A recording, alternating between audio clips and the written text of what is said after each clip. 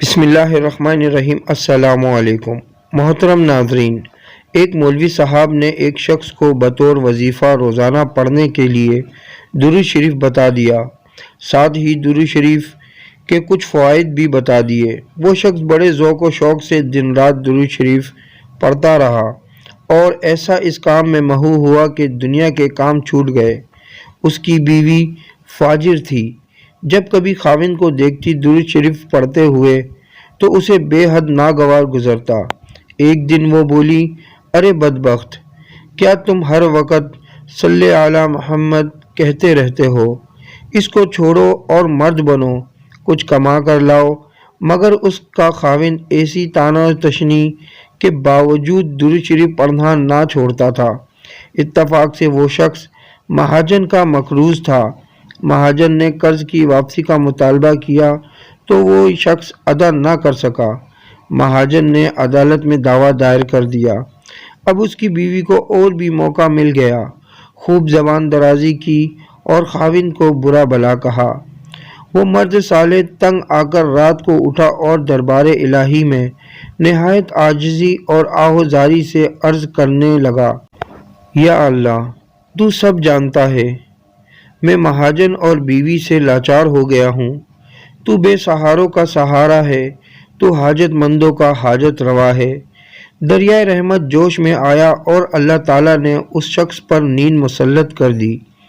خواب میں دیکھا ایک بزرگ نہایت حسین و جمیل پاکیزہ صورت سامنے آئے اور نہایت شیریں زبان سے گویا ہوئے کہ اے میرے پیارے، کیوں اتنے بے قرار ہو؟ گھبراؤ نہیں، تمہارا کام بن جائے گا، میں خود تمہارا مددگار ہوں۔ اس مرد صالح نے پوچھا، آپ کون ہیں؟ فرمایا، میں وہی ہوں جس پر تو درود شریف پڑھتا ہے۔ یہ سن کر وہ شخص بہت خوش ہوا اور دل کی ساری بے قراری دور ہو گئی۔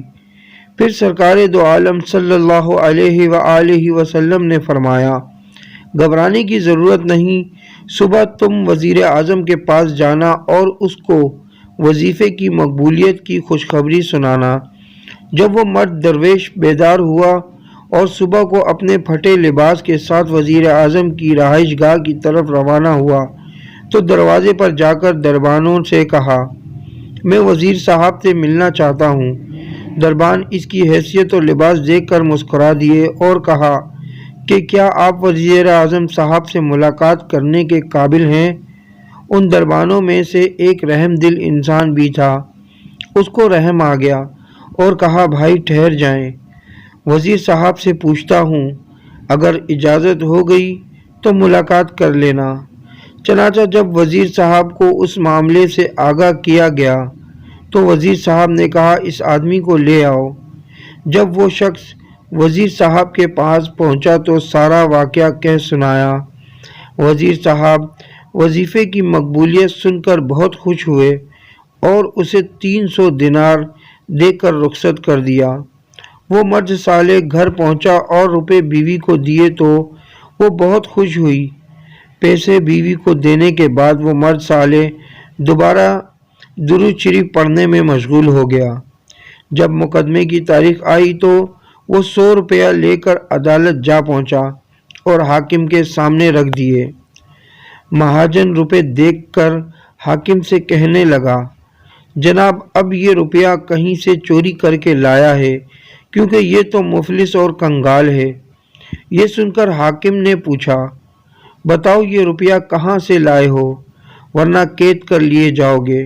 اس شخص نے جواب دیا کہ وزیر اعظم صاحب سے معلوم کر لو یہ روپیہ کہاں سے آیا ہے۔ حاکم نے وزیر صاحب کی خدمت میں خط لکھا۔ وزیر صاحب نے خط پڑھ کر حاکم کو جواب لکھا، حاکم صاحب، خبردار، اگر اس بندے کے ساتھ ذرا بھی بے ادبی کی تو معزول کر دیے جاؤ گے۔ حاکم وزیر صاحب کا جواب سن کر خوف زدہ ہو گیا اور اس مرد صالح کو کرسی پر بٹھایا اور بڑی خاطر مدارت کی اور 100 روپیہ مرد صالح کو واپسی کر کے اپنی جیب سے مہاجن کو قرض ادا کیا۔ مہاجن نے جب یہ منظر دیکھا تو سوچا کہ وزیر صاحب اور حاکم بھی اسی کے ہیں، تو معلوم ہوا کہ خدا بھی اس کے ساتھ ہے۔ چنانچہ وہ 100 روپیہ اس نے واپسی دے کر قرض معاف کر دیا۔ معلوم ہوا کہ درود شریف دونوں جہانوں کی مرادیں پوری کرتا ہے۔ ویڈیو اچھی لگے تو لائک کریں، کامنٹس کریں، شیئر کریں اور میرا یوٹیوب چینل سبسکرائب کر کے بیل آئیکن کا بٹن دبائیں تاکہ ایسی اچھی ویڈیو آپ کو متواتر مل سکے۔